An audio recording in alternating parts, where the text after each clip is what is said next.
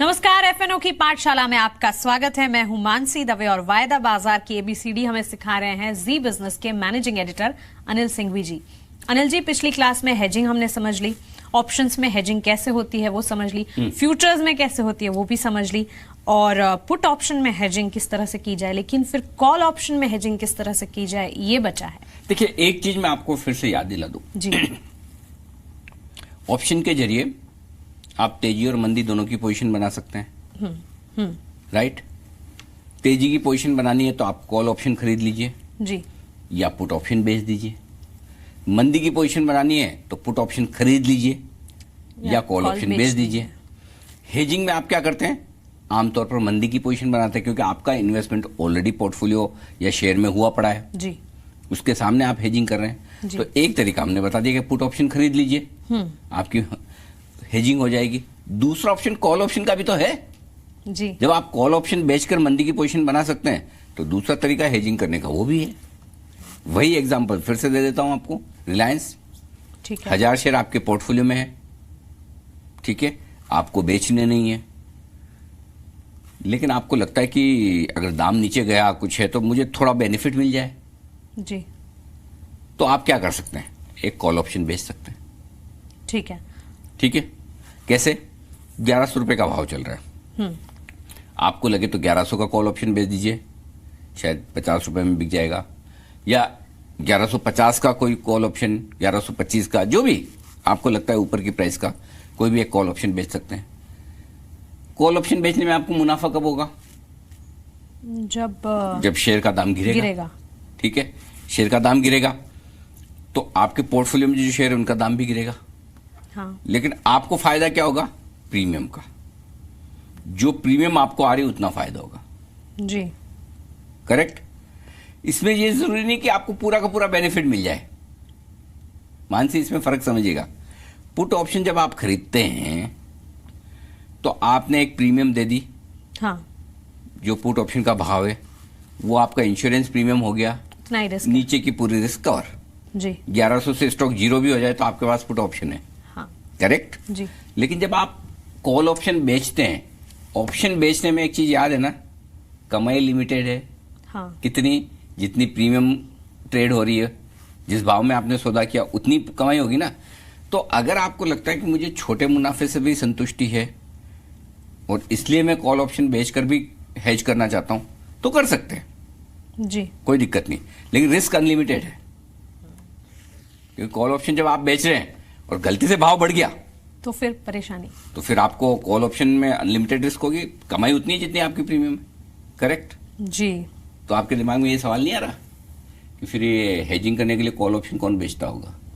Risk है तो कम ही लोग करते होंगे कि नहीं? कम लोग करते हैं, कि स्मार्ट लोग करते हैं। क्यों करते हैं?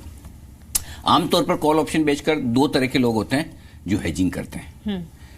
एक तो वो जो जानते हैं कि शेयर जल्दी से भागेगा नहीं, कॉल ऑप्शन बेचने में प्रीमियम का फायदा उठा ले जी, और जैसे जैसे आप एक्सपायरी के नजदीक जाते हैं प्रीमियम कम होती जाती है ना, वो भी तो फैक्टर है, तो वो बेनिफिट मिल जाता है।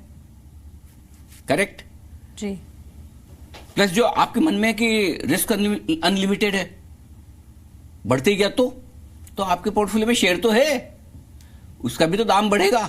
जी, तो ऐसे देखा जाए तो आपकी तेजी की जो एक संभावना थी प्रॉफिट बनाने की वो गई, रिस्क तो उतनी हो गई ना। एक तरह से मतलब जैसे 1100 रुपए के आसपास आपने शेयर बेच दिया, ये हो गया। ऊपर का भाव आपको नहीं मिलेगा। ठीक है, अगर शेयर बढ़ गया, आपने हेजिंग के हिसाब से कॉल ऑप्शन बेचा और शेयर भागते ही जा रहा है, बढ़ते ही जा रहा है, तो क्या होगा? ठीक है, मेरी तेजी की पोजीशन सोचा था और हेजिंग गलत हो गई, तो बस ये है कि हाँ, ऐसा नहीं कि हेजिंग में नुकसान नहीं हो सकता, हेजिंग में भी नुकसान हो सकता है, लेकिन स्टॉक मार्केट में हर जगह नुकसान हो सकता है। पैर रखते ही कहीं वो भी। मेरे दिमाग में ये बात थी कि चलिए मुनाफा हो, ऐसा ने बोला मुनाफा नहीं होगा, ऐसा होता है कि आपका नुकसान बच सकता है, लेकिन नुकसान हो भी सकता है। लेकिन सामने आपके पास शेयर पड़ा है तो शेयर का दाम भी बढ़ेगा। कॉल ऑप्शन में अगर आपने जो कॉल बेचा है, ऑप्शन बेचा, तो उसका भी दाम बढ़ेगा, तो आपका एक तरह से प्रॉफिट सेट ऑफ हो जाएगा। जी, दूसरा तरीका जो है हेजिंग करने का, जो आमतौर पर लोग कॉल ऑप्शन क्यों बेचते हैं, कई बार ऐसे स्टॉक होते बड़े सुस्त होते हैं। सुस्त मतलब कुछ होता ही नहीं उनमें। अच्छा, पूरी सीरीज में ऐसे 2% हो, जैसे मैं आपको एग्जांपल दूं, कोई एनटीपीसी, हाँ, कोई पावर ग्रिड, कोई कोल इंडिया, ये ऐसे शेयर हैं साल में ना 2 महीने हिलते हैं बस, बाकी नींद में रहते हैं। अब आपने ले तो लिए और आपको लगता है कि अरे कुछ होता तो है नहीं इन शेयरों में, क्यों ना थोड़ा मैं ऊपर का कॉल ऑप्शन बेच दूं। अगर किसी दिन गलती से शेयर चल गया, जैसे आज भाव है, कोल इंडिया का भाव है समझो 300 रुपये, ठीक है, आपको पता है ये जाता ही नहीं, नीचे गया तो 250 रुपये, ऊपर आया तो 325 रुपये। हाँ। एक काम करता हूँ, जैसे ही सीरीज की शुरुआत हुई 325 रुपये का एक कॉल ऑप्शन बेच दिया, 20-25 रुपये में बिक गया, ठीक है, 15 रुपये में जो भी आया 4-5% की प्रीमियम बन गई। अगर 325 के पार निकल जाएगा तो कोई बात नहीं, मेरे पास शेयर पड़ा है, डिलीवरी छोड़ देंगे, उसका भाव बढ़ ही रहा है। हाँ। तो 325-330 में मैं बेचने को वैसे भी तैयार हूं मेरे शेयर को, तो क्यों ना मैं कॉल ऑप्शन बेच दूं। अगर बढ़ गया तो कोई बात नहीं, शेयर चले जाएगा, नहीं बढ़ा तो जो प्रीमियम आ रही है वो मंथ के एंड में मेरे अकाउंट में प्रीमियम आ गई।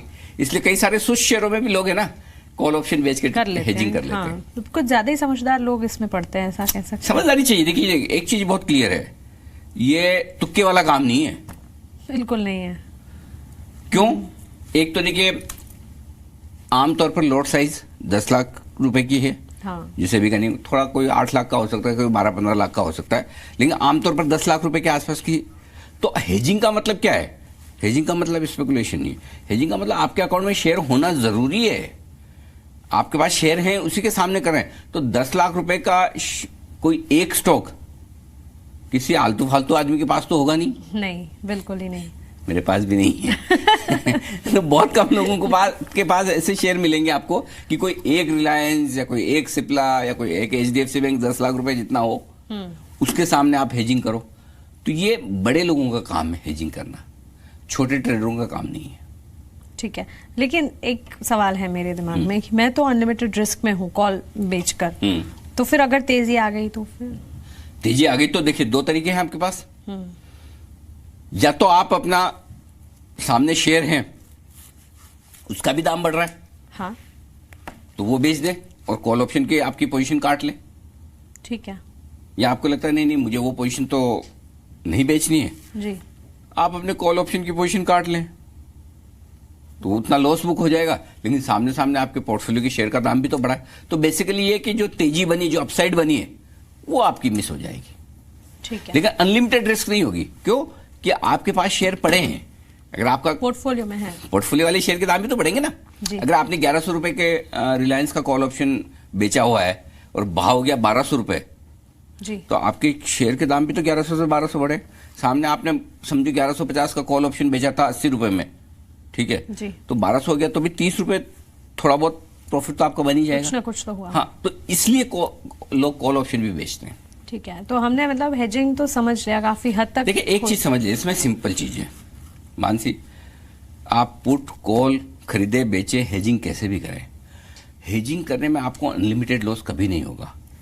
कंडीशन एक ही है, आपके अकाउंट में शेयर होने चाहिए। अगर आपके अकाउंट में शेयर हैं, उन शेयर के सामने आप कोई ट्रेड कर रहे हैं, वही हेजिंग है। शेयर ही नहीं है और कोई भी शेयर बना है तो वो हेजिंग नहीं है, वो सट्टा है, स्पेकुलेशन है, खाली ट्रेडिंग है। तो फ्यूचर और ऑप्शंस में हेजिंग कैसे की जाती है वो हमने समझने की कोशिश की, लेकिन आगे कॉन्सेप्ट्स तो ढेर सारी हैं, कॉम्प्लेक्स हैं। समझने के लिए, आसानी से समझने के लिए आपको FNO की पाठशाला के साथ ही जुड़ना होगा। तो बने रहे हमारे साथ।